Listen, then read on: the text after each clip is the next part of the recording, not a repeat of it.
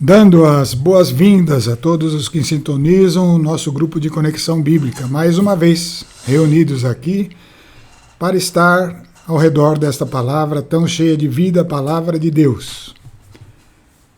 Temos tratado e estamos percorrendo o assunto das parábolas das 10 virgens e agora as parábolas, a parábola do dinheiro emprestado ou dos talentos, né? Essas duas parábolas tratam de coisas importantes para aquele que é convertido, para o cristão. Nós temos falado bastante. Por quê? Porque elas definem critérios para o acesso ao reino. O acesso a esse reino, que é o sentido principal das parábolas, né? Porque as parábolas são do reino de Deus. Elas são figuras que trazem ensinamentos profundos, mistérios que são revelados ali.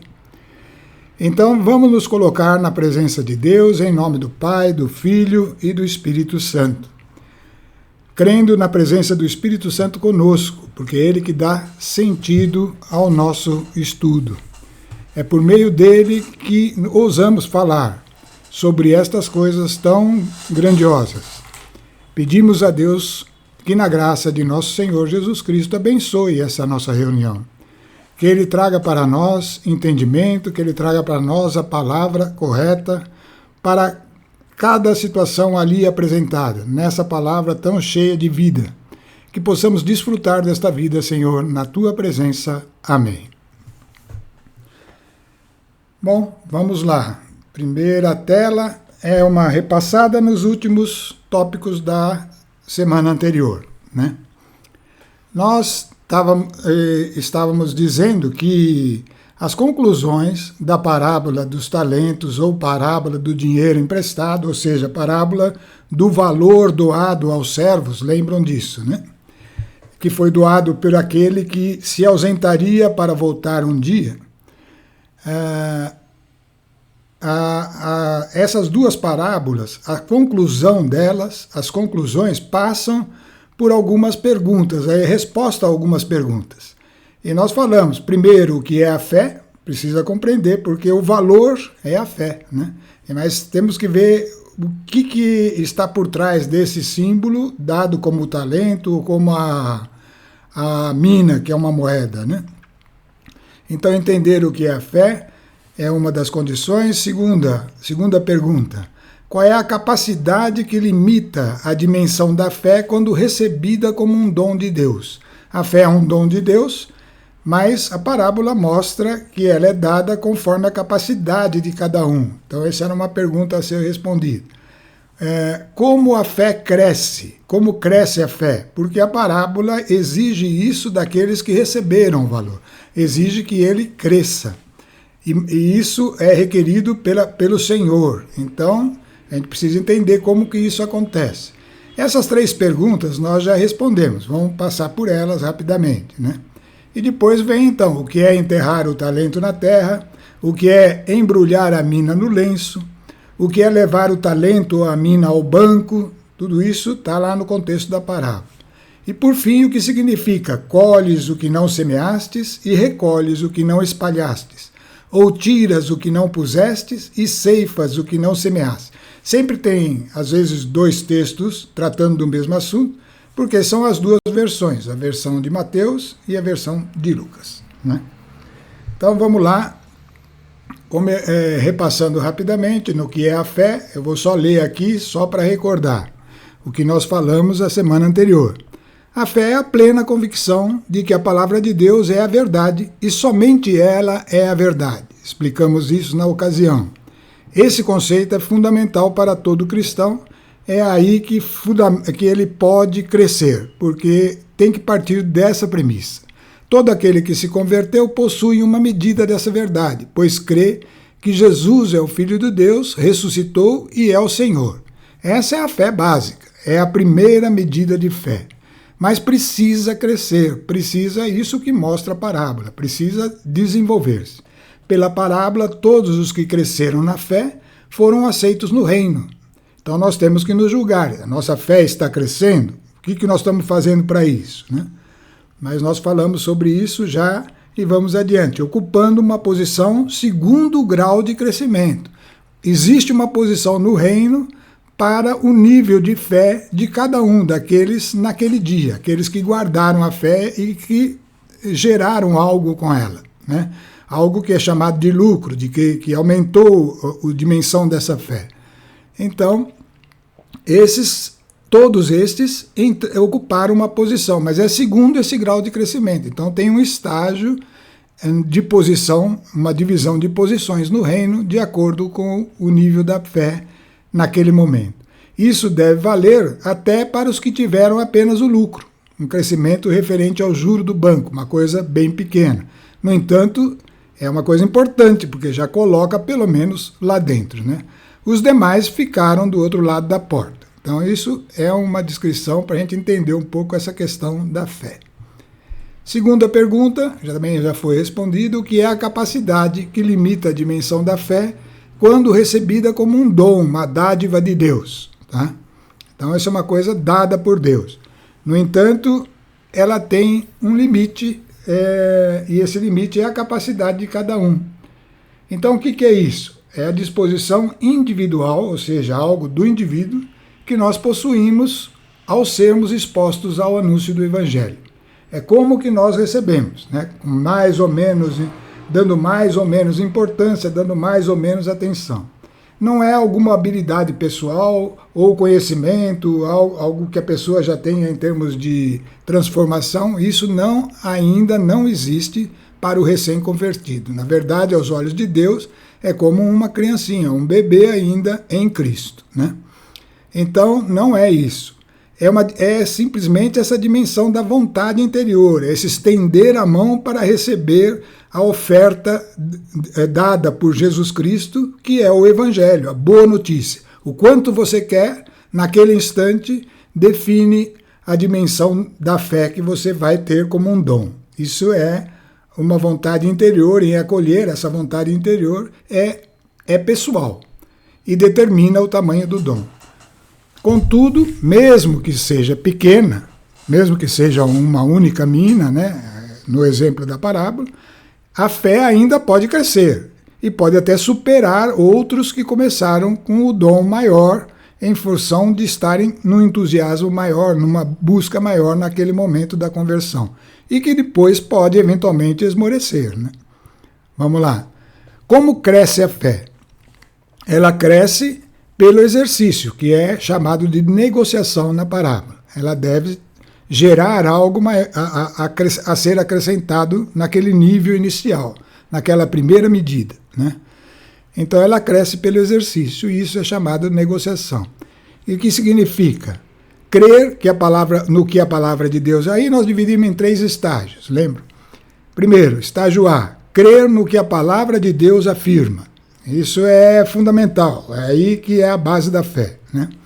Segundo, se você tem essa fé naquilo que a palavra está afirmando, permanecer perseverando nessa palavra, mesmo sem ver, para então passar a ver, porque tem uma garantia para isso. Se creres, verás. Isso é parte da palavra de Deus, né? Quando Jesus estava indo ressuscitar Lázaro, ele falou essa frase para Maria: se creres, verás a glória de Deus.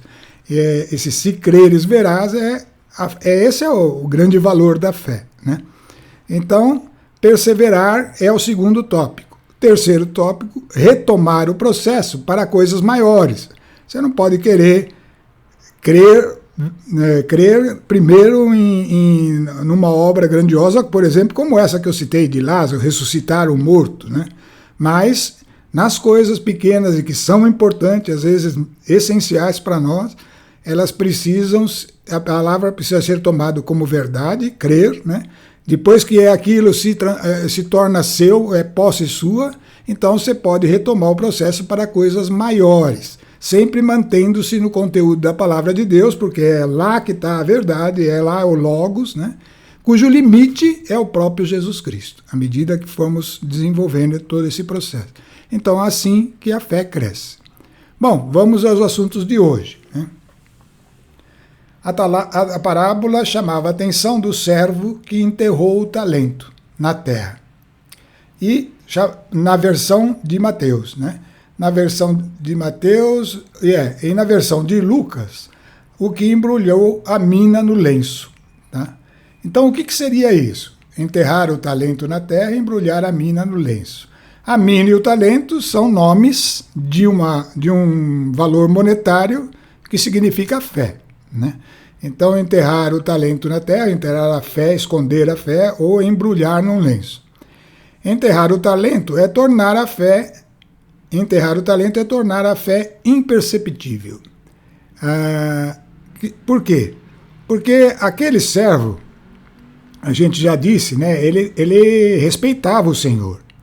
Ele achava que aquele Senhor era alguém que julgaria o mundo e julgaria ele próprio, portanto, ele teve um cuidado, ele escondeu aquele bem precioso, né, aquele dinheiro lá, escondeu de tal forma que ninguém sabia onde estava.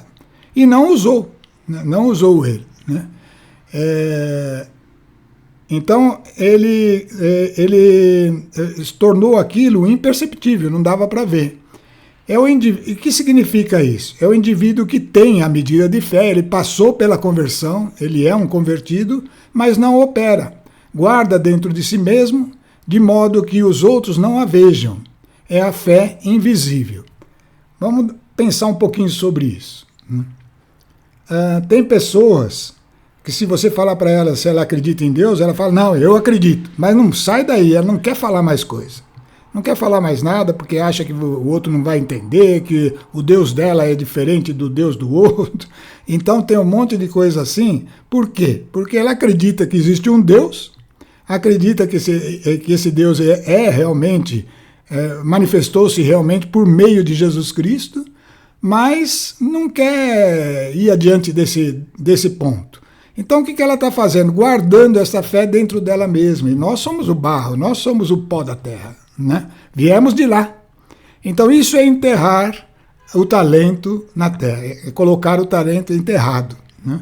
É deixar lá dentro de si mesmo que os outros não veem. Só se manifesta quando provocado, quando alguma coisa assim, né? É uma fé que é invisível. Para quem está em volta, se depender daquele indivíduo, ninguém sabe se ele é cristão ou não é. Isso é um tipo de modo que é citado na parábola como enterrar o talento. Embrulhar a mina em um lenço é um pouquinho diferente. Corresponde ao cristão que afirma crer. Esse fala na frente dos outros. Participa, inclusive, rotineiramente de rituais cristãos, dos cultos, das missas, ele participa. E isso faz ritualmente, ou se não repetidamente, mas faz com uma certa frequência, tá? Então ele participa. E as pessoas sabem, fulano é católico, fulano é evangélico, ou é dessa igreja, ou daquela outra denominação. Dá para saber porque ele vai lá no domingo, ele precisa ir lá, ou no dia da semana que ele participa, mas permanece igual às outras pessoas. No resto, nunca entra Deus nas conversas, nunca entra um testemunho nas conversas, é sempre tratando das coisas daqui, dessa terra, né?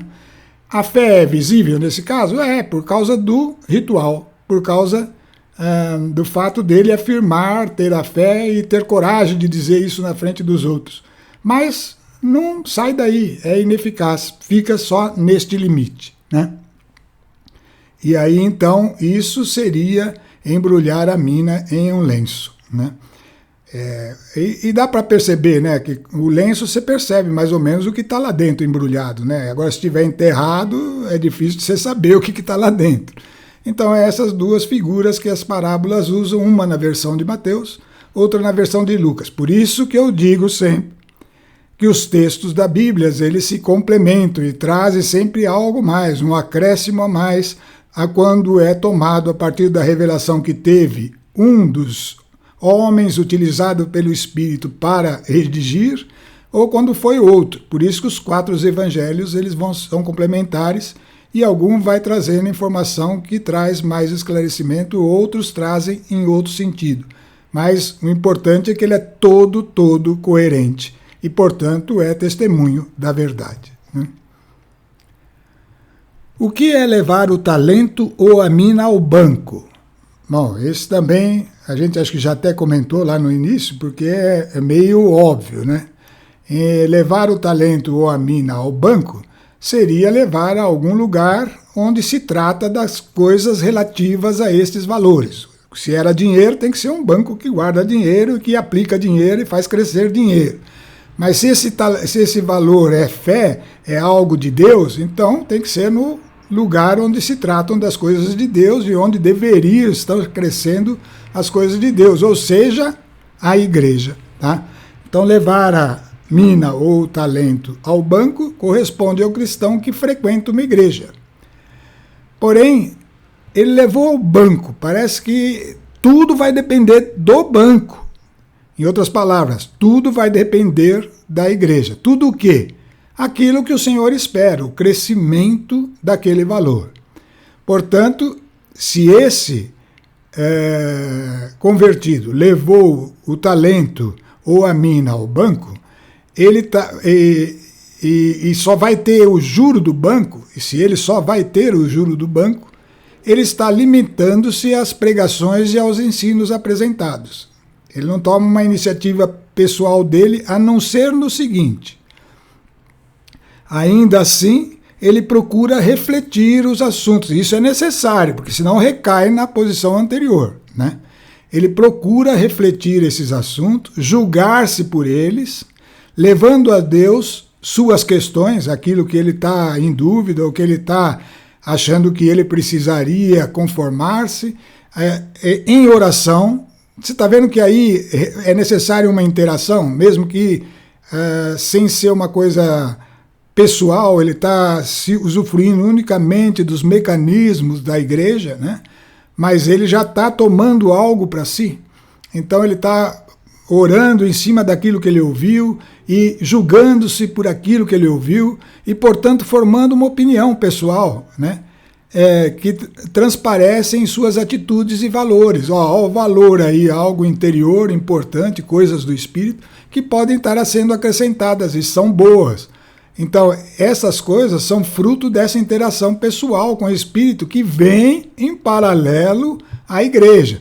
Então, levar o talento ou a mina ao banco só vale para quem faz isso, porque se não tiver isso,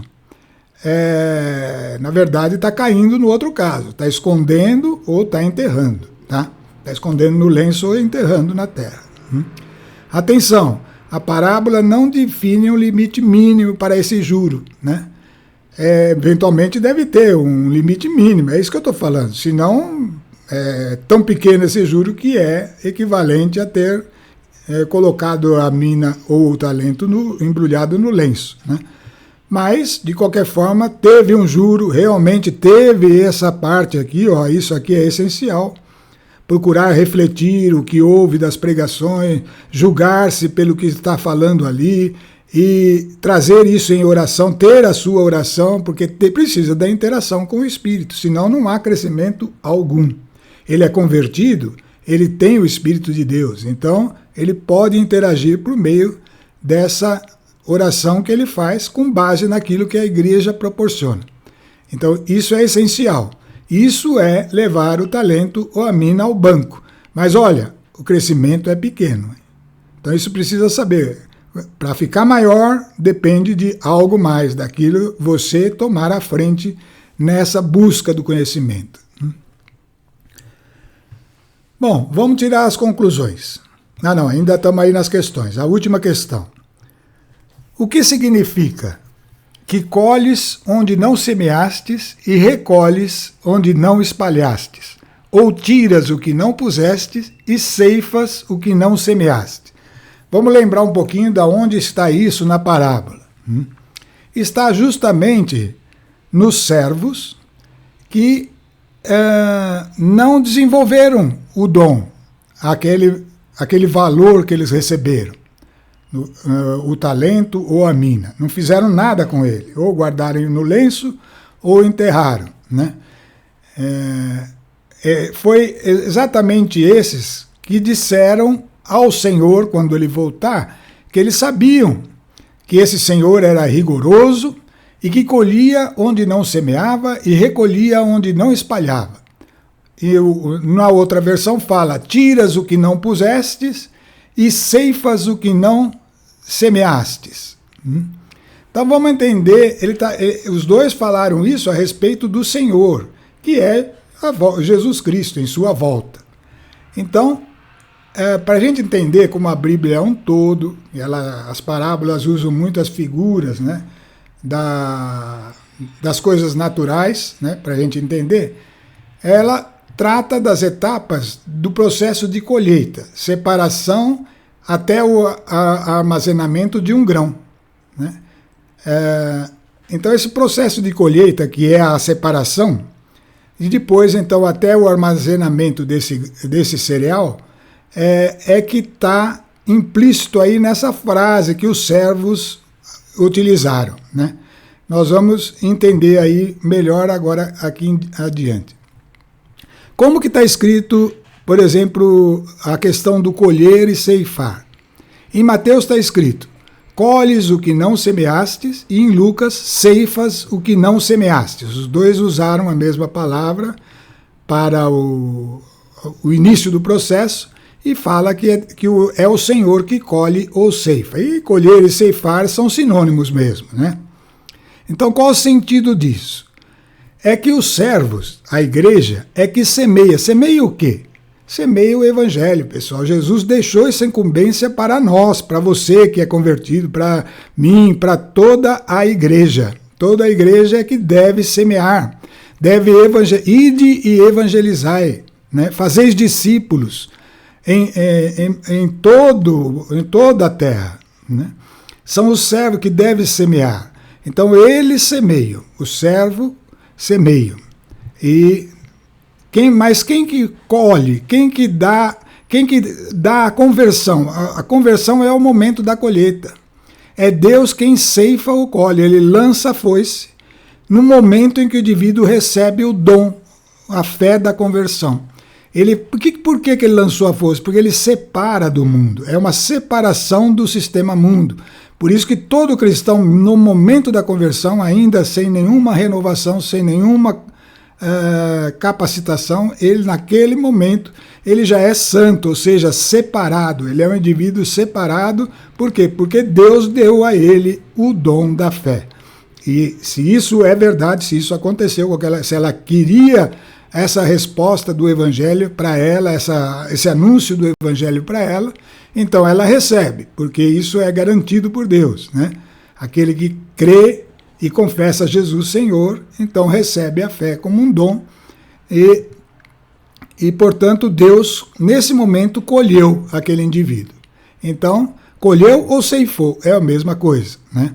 Então está entendido por que eles falaram, ó, eu sei que você colhe o que não semeaste, ceifas o que não semeaste, né? Está nas duas versões. Mas vamos ver a outra frase. Recolher, retirar, né? Mateus diz assim, recolhes o que não espalhastes, e Lucas, tiras o que não pusestes, né? Esse é é a continuação da frase que eles falam no Evangelho. Vamos pegar, a frase total é assim. Opa, desculpa aí que eu fui para o lado errado. A frase total é assim.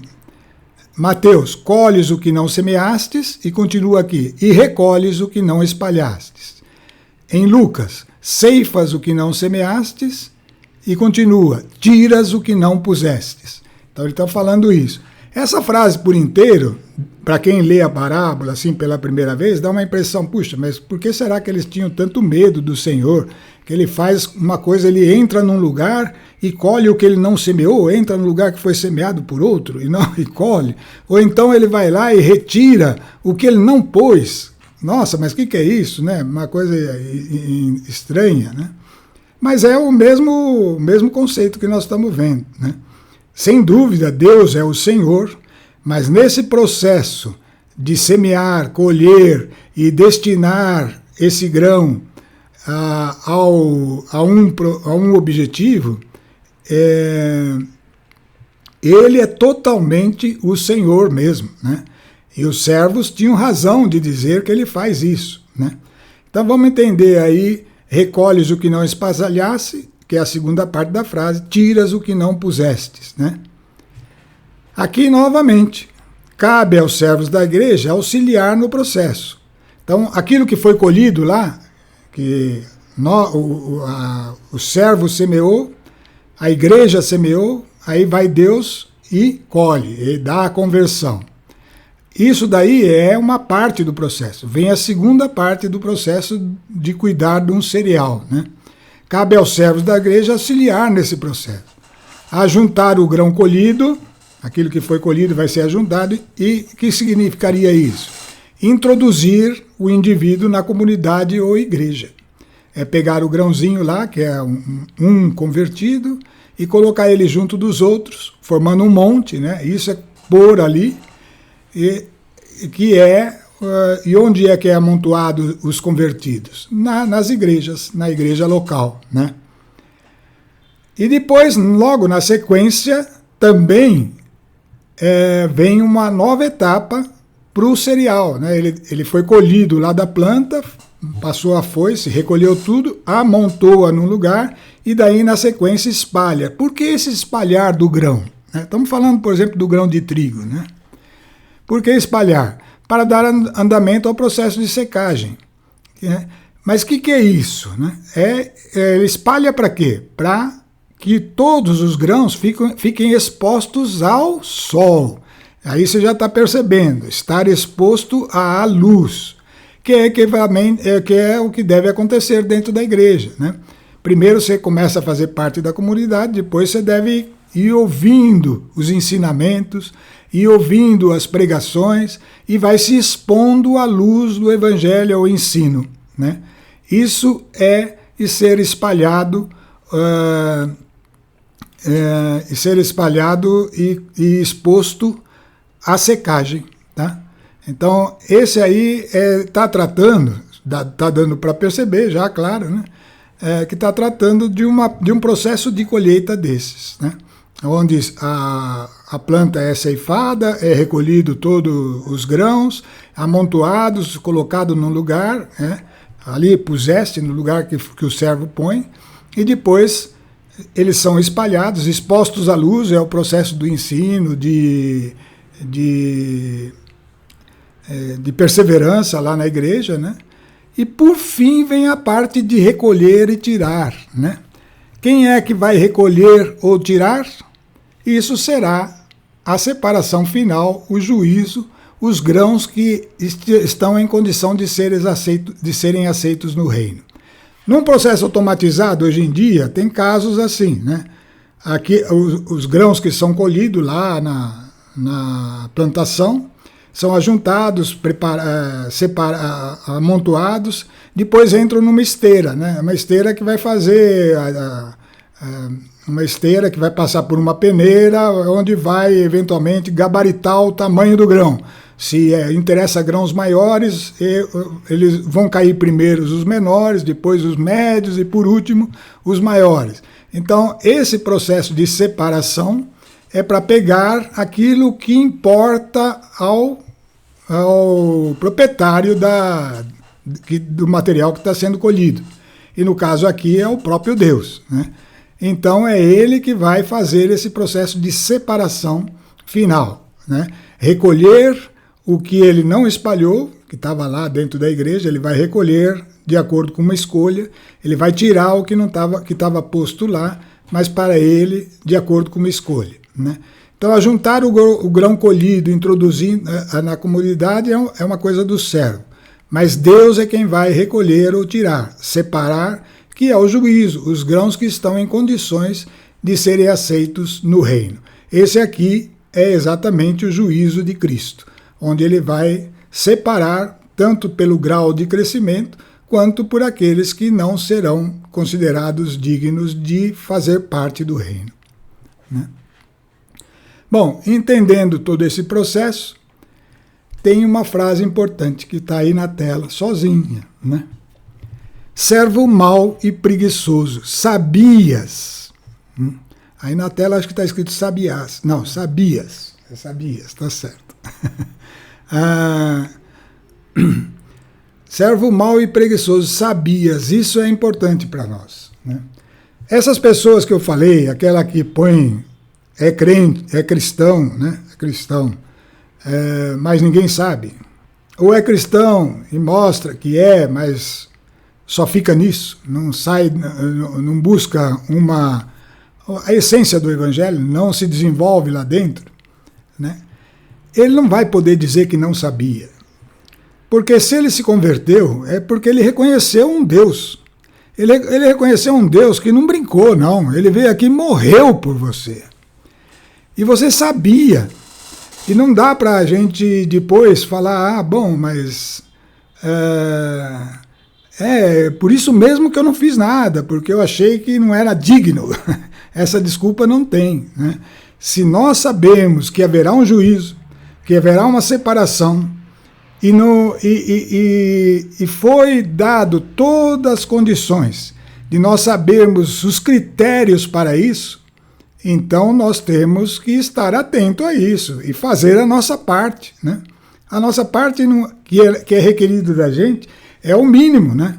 É conhecer e depois pedir a Deus que aquilo que nós conhecemos se torne parte de nós mesmos, que é a transformação, né? Já falamos disso, mas vamos reforçar isso adiante, tá? Muito bem. Todo esse processo aí é fundamentado naquele primeiro dom, a fé, né? E nós vamos continuando aqui falar o seguinte: a fé, esse dom que está lá, que é o centro do assunto das parábolas do dinheiro emprestado, porque a fé é o dinheiro do reino, é o bem que adquire tudo no reino, é muito precioso, precisa ser sustentada e protegida para valer, se preciso, em batalha, né? Porque é um bem mais precioso que os bens desse mundo. O mundo vive brigando por causa do dinheiro, né? Quanto mais algo muito mais precioso que está extremamente acima do valor do dinheiro, né? Vamos ver como é que ela é sustentada, né? Como é que ela deve ser sustentada, e aí nós vamos usar as frases do apóstolo Paulo, quando ele escreveu a carta a Timóteo, que era alguém que estava sendo preparado para estar no lugar dele. E vamos ver como ele dava importância para essa questão, né? Essa questão do Evangelho e que gera esse bem precioso que é a fé, né? Então ele escreveu para Timóteo o seguinte: eu te conjuro em presença de Deus e de Jesus Cristo. Olha ele quem chamou para testemunha. Para Timóteo tomar consciência da importância disso, a importância com que ele tem que cuidar dessa função que foi dada a cada um de nós, né? E lembrando que há de julgar os vivos e os mortos. Vai julgar todos. Essa separação final vai ter que passar por ela. E como vai ser isso? Por sua aparição e por seu reino. E aí ele põe os 2 pontos lá, ó. Eu te conjuro a fazer o quê? Prega a palavra, insiste, oportuna e inoportunamente, tá? Repreende, ameaça, exorta com toda a paciência e empenho de instruir. Ó a exposição à luz aí, né? Porque virá o tempo em que os homens já não suportarão a sã doutrina da salvação. Vou repetir essa frase, ó. Virá o tempo em que os homens já não suportarão a sã doutrina da salvação, levados pelas próprias paixões que estão lá na carne, né? E pelo prurido de escutar novidades. Esse é bem típico do tempo que nós vivemos, né? Novidades estão aí à disposição em abundância, né? E a pessoa vai ficando viciada nisso, né? Então, levados pelas próprias paixões e pelo prurido de escutar novidades, ajustarão mestres para si. Hoje tem mestre para tudo.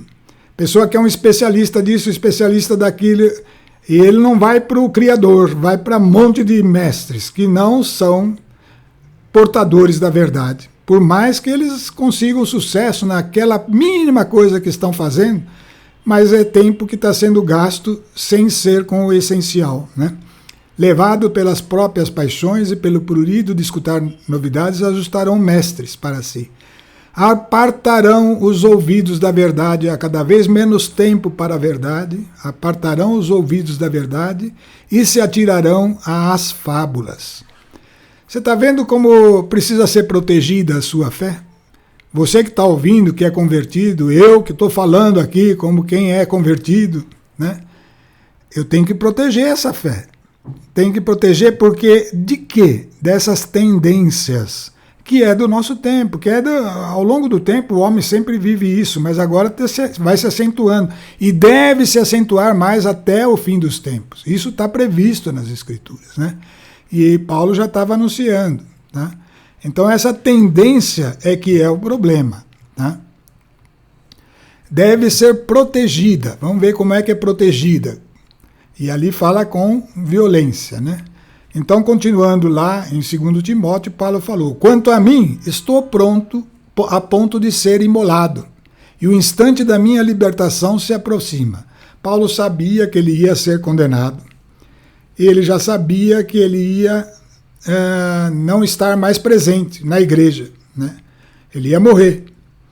Estou a ponto de ser imolado, e o instante de minha libertação, ele chama a morte de libertação, que para nós crentes realmente ali que se abre todo o esplendor da vida eterna, né? Então o instante da minha libertação se aproxima. E aí ele fala, ó, combati o bom combate, terminei a minha carreira e guardei a fé. Então o bom combate é para guardar a fé. Um combate para guardar a fé, porque todas aquelas tendências que nós acabamos de ler, elas vêm para te desviar da fé. E isso não é uma coisa aleatória, isso aí está no mundo com esse propósito, e é um propósito crescente. Combati o bom combate, terminei a minha carreira, guardei a fé. Resta-me agora receber a coroa da justiça, que o Senhor, justo juiz, novamente o julgamento, me dará naquele dia, e não somente a mim, mas a todos aqueles que aguardam com amor a sua aparição, aquela volta do Senhor, né? Então, tem uma luta aí, né? Mas como é essa luta? Qual é esse combate? Então nós vamos entender, porque essas tendências, quando eu falo tendência, pessoal, toda vez que se ouvir falar uma tendência, isso, aquilo, tendências são forças espirituais. Forças espirituais é como assim uma inclinação para as águas, né? Quando vem uma chuva, a água escorre pelos níveis de inclinação, né? Indo para baixo, né? Espírito também, ele um estímulo a algo, para algo. O Espírito de Deus é um estímulo para a luz, para subir. E os espíritos deste mundo tenebroso são para descer, para a escuridão, para as trevas, né? Então, esses espíritos que geram na sociedade, no nosso ambiente, nos países, nas nações, nas organizações, geram tendências que nos apartam da verdade da palavra de Deus. E ele fala como combater isso: revesti-vos da armadura de Deus, para que possais resistir às ciladas do demônio. Pois não é contra homens de carne e sangue que temos que lutar, mas contra principados, potestades, contra príncipes deste mundo tenebroso, contra as forças espirituais do mal espalhada nos ares. Esse espalhada nos ares é em todo lugar, tá, pessoal? Não tem jeito de impedir isso. O mundo é um lugar de liberdade total, onde agem as forças espirituais da luz e das trevas. E elas estão espalhadas nos ares, né? As forças espirituais do mal comandada por principados, potestades, todas essas coisas, e vão criando essas tendências. Elas usam a política, usam os ensinos, usam a mídia, usam todos os recursos para desviar da verdade. Daí a importância de conhecer a verdade. Se não conhece a verdade, cai no engano, né? Mas como que eu resisto nesse combate? Como que eu faço? Como que eu luto o bom combate, né? Então, ele vai dizer na sequência. Efésios 6, começa lá no 14. Ficai alerta, à cintura cingidos com a verdade. Olha a primeira coisa que está aí, né? O que é um cinturão? É onde você guarda as coisas importantes para uma batalha, né? A espada, a arma, o que for necessário. No dia a dia você tem que estar lá com o cinturão preparado, né? Ficar alerta. As cinturas cingidos com a verdade, que é a palavra de Deus guardada ali. Está com você, ela tem que estar você tem que ter essa palavra. Sem ter essa palavra, você não consegue. Você vai na onda das tendências. Precisa ter a palavra, né? E se não fez nada, pelo menos tem que ter ouvido em algum lugar, tem que ter escutado em algum lugar, né? Então esse é o primeiro passo. Precisa ter a palavra, de preferência mais fortemente exercitada, né? Buscada, né? Primeiro passo.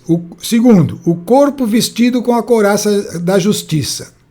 E aí a pessoa pode pensar que não, então eu tenho que ser certinho, né? Tenho uma direita, fazer todas as coisas direitinho, né? Isso eu faço. Todo mundo se acha que está na justiça.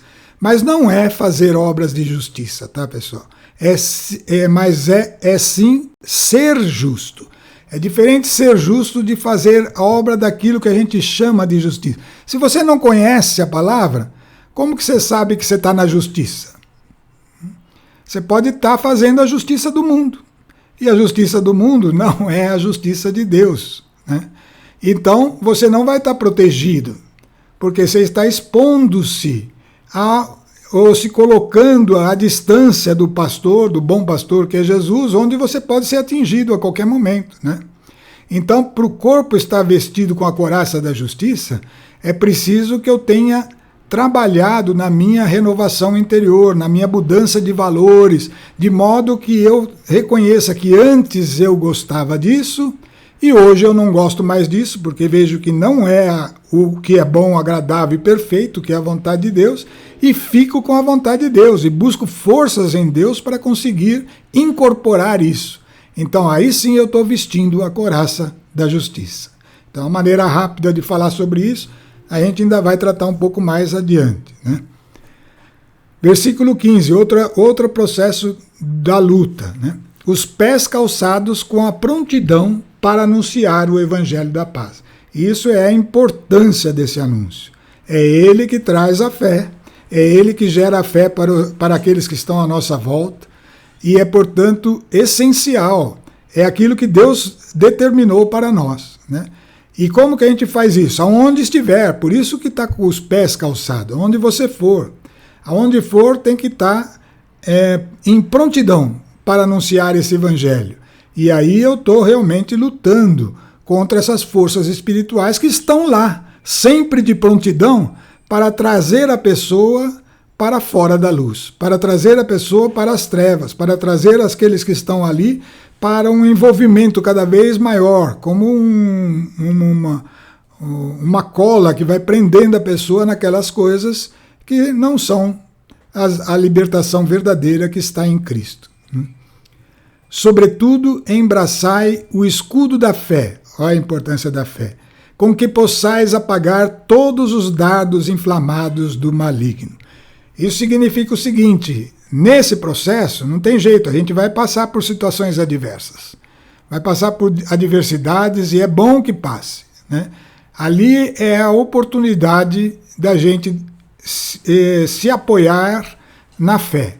Isso é embraçar o escudo da fé, porque vem os dardos inflamados, mas se eu tiver com escudo e perseverar na fé, isso vai funcionar como um escudo mesmo. O dardo inflamado bate ali, mas não me atinge, né? Não chega em mim, não prospera em mim, ele apaga e cai, né? Essa perseverança nas situações de adversidade é esse escudo. Perseverando na fé, tudo que vem contra vai resvalar ali e vai cair. Então é assim que embraçamos o escudo da fé. Tomai, enfim, o capacete da salvação. Aí é que entra a paz. Eu tenho certeza, você tem que ter essa certeza, nós temos que ter essa certeza de que a salvação já foi consumada em Cristo Jesus. E se eu estou na fé nele, se eu estou perseverando, se eu estou dando estes passos, eu estou salvo. Estou salvo é uma condição que traz a paz interior e que traz a alegria. A alegria de saber que eu não estou sozinho. Eu não estou sozinho é o próximo passo. Eu tenho a espada do Espírito, isto é, a palavra de Deus proclamada, a espada do Espírito Santo. Por quê? Porque essa palavra já foi interiorizada com a ajuda do Espírito Santo no meu espírito recriado e agora eu posso expô-la porque ela é a verdade. Então, para lutar contra a mentira, eu preciso da verdade e a espada é na boca que está a espada. Na visão de João no Apocalipse, quando ele viu Jesus na veste de sumo sacerdote, da boca saiu uma espada de 2 gumes, que é a palavra de Deus. Tá? É ali que você vai se manter firme contra toda a informação, contra tudo aquilo que vem contrário à verdade, porque você conhece a verdade, a palavra de Deus está já em você e você pode então colocar essa palavra contra as tendências de engano e de mentiras. Bom, por fim, intensificai vossas invocações e súplicas. E aí vem uma frase que nós vamos tratar mais adiante, que é fundamental. Orai em todas as circunstâncias pelo Espírito. Nós vamos tratar disso especificamente, tá? É a oração no Espírito. Orai em toda circunstância no Espírito, no qual perseverai. Ele pede para perseverar em intensa vigília e súplica por todos os cristãos. Essa oração no Espírito é uma oração que não é para o nosso entendimento. Não é para nossa, não sai da nossa capacidade. É uma oração na qual nós entregamos os nossos lábios, e na verdade é a língua, ao Espírito. E ele vai orar da maneira como convém, como diz a Escritura, né?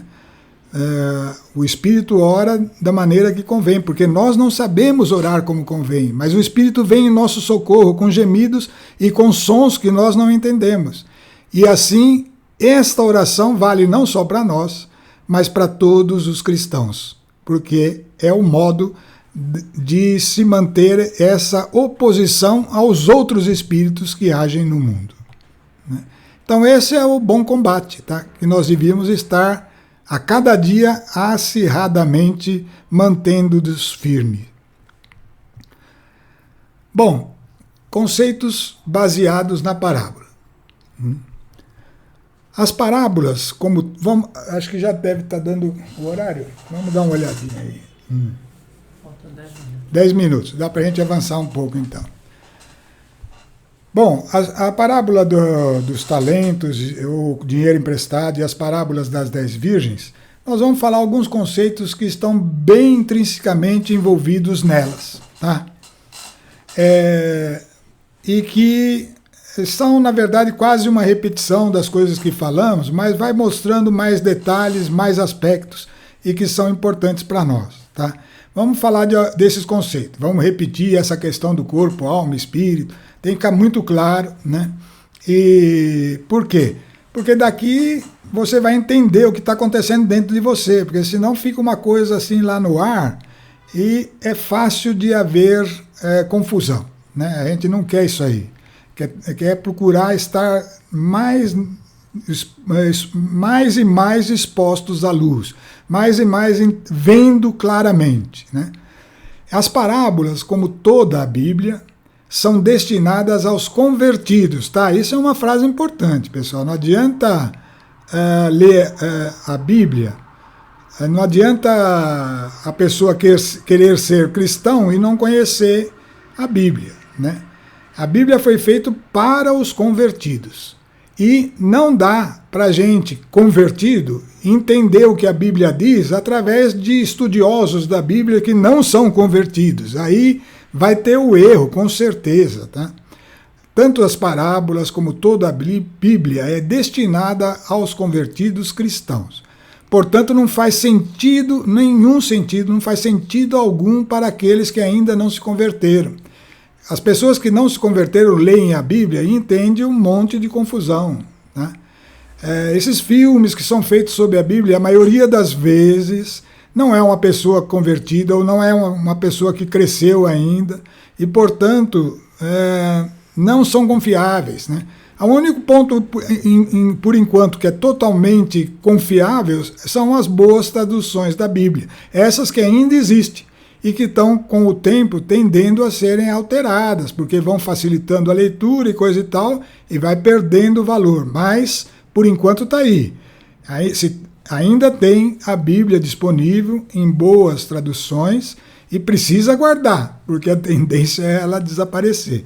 Portanto, não faz sentido para aqueles que ainda não se converteram. É para quem se converteu. Essa é uma palavra específica para quem se converteu. E as parábolas tratam também dessa premissa. Aquele que é convertido é que pode entender a parábola. Com a ajuda de quem?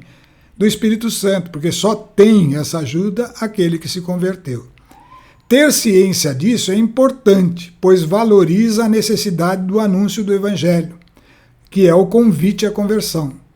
Sem isso, ser humano nenhum vai fazer parte daqueles que estão na parte interna do reino, ou seja, do lado da luz, do lado, não tem como estar lá, porque sem fé não dá para estar na presença de Deus. Lembra? Nós falamos isso.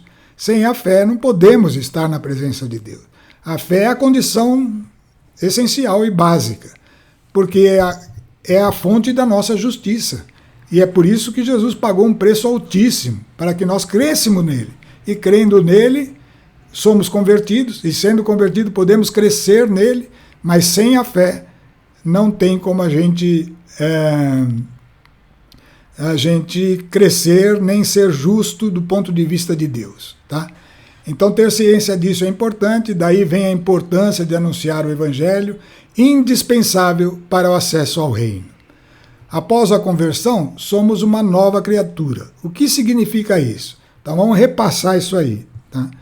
A criatura aí que está citando a Bíblia é o corpo, a alma e o espírito que formam um indivíduo.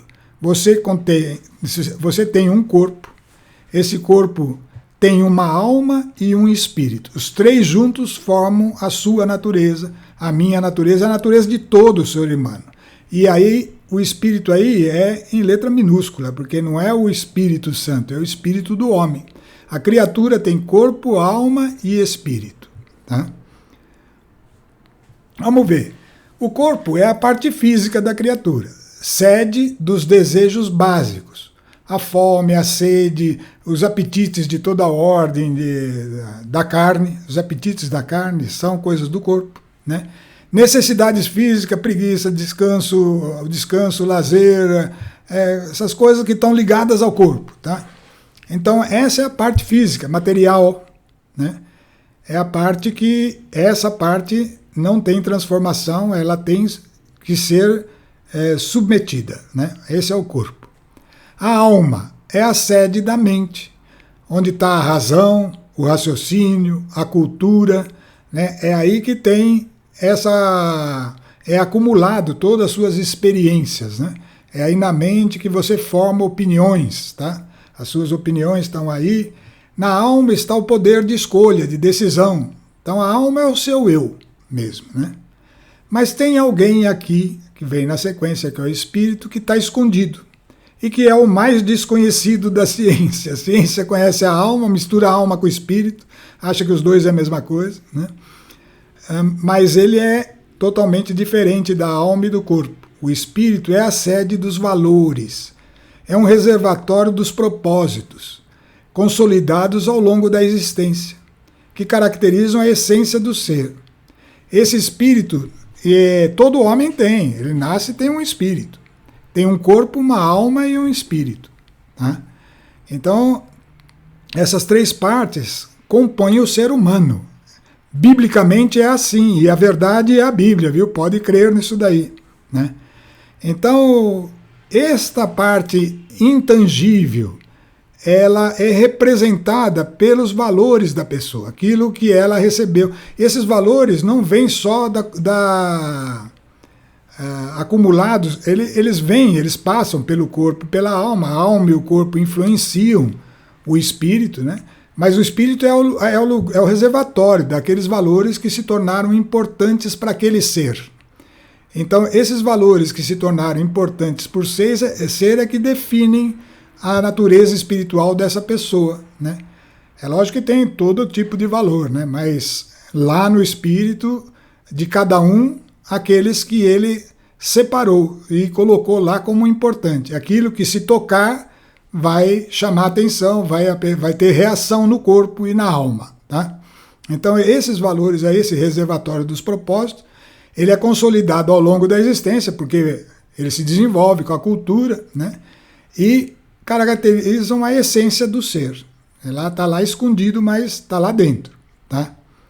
Tessalonicenses, a primeira carta aos Tessalonicenses, capítulo 5, carta de Paulo, no versículo 23 vai dizer, ele faz um pedido a Deus, né? O Deus da paz vos conceda, está falando para a igreja, santidade perfeita. E aí é como se ele tivesse pondo 2 pontos. Que todo o vosso ser, espírito, alma e corpo. Olha que interessante, a gente sempre fala corpo, alma e espírito, é a tendência nossa, né? Porque a gente vê primeiro o corpo, depois conhece a pessoa pela alma e o espírito não é um negócio que está lá dentro escondido, né? Então a gente fala assim, mas a Bíblia não trata assim, a Bíblia põe todo o vosso ser, espírito, que é o principal, alma, que vem em segundo lugar e é muito importante, e o corpo que, cuidado, o corpo é alguém que tem que ser dominado, né? Que todo o seu espírito, alma e corpo seja conservado irrepreensível para a vinda de nosso Senhor Jesus Cristo. Então nós estamos vendo que esse conceito é fundamental na Escritura. Bom, vamos tratar desse assunto agora e depois a gente então encerra por hoje, né? Vamos lá. O que acontece na conversão? Vamos explorar aí. A conversão é um processo pelo qual a essência do nosso ser, o espírito, pode ser substituído. Aquilo que está lá dentro, que está no interior do nosso espírito, na verdade é um recipiente, viu? É um recipiente mesmo.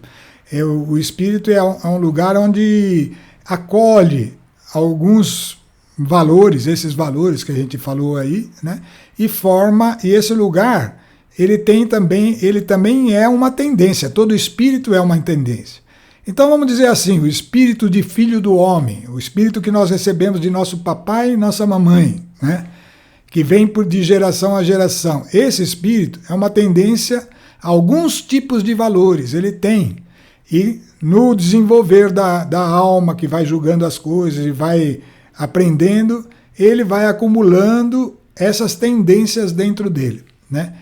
Mas a conversão diz que existe a Bíblia diz que a conversão é um processo pelo qual a essência do nosso ser, esse espírito, pode ser substituído. E é substituído mesmo, tá? Vai entrar um outro e sair esse.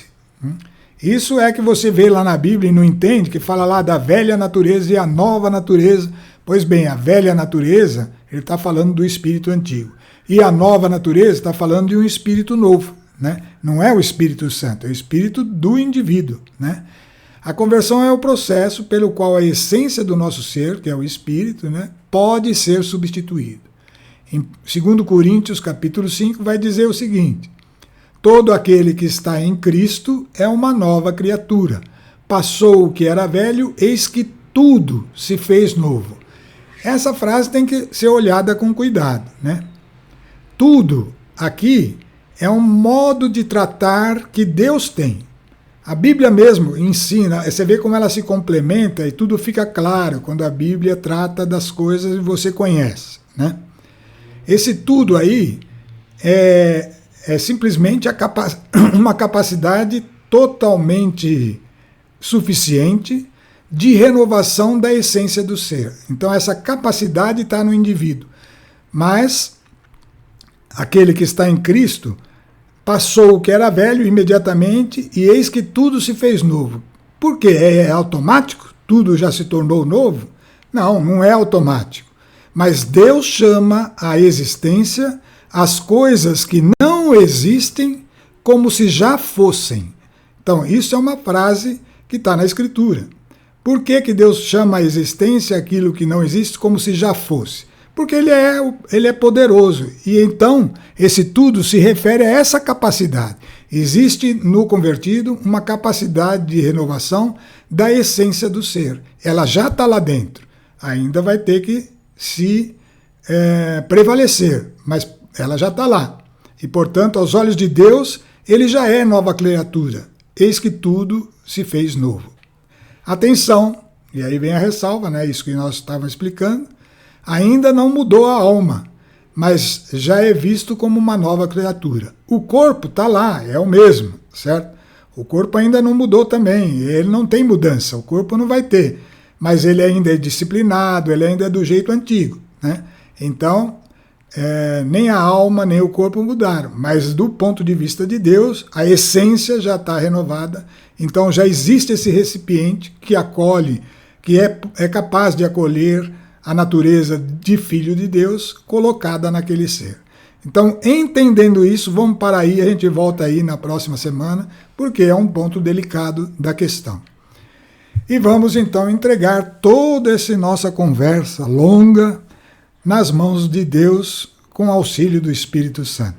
Que Ele tome todas estas palavras, pedimos, Senhor, em Tua presença, em nome de Jesus Cristo, e faça com que ela fique dentro de nós naquilo que é essencial para cada um que ouve.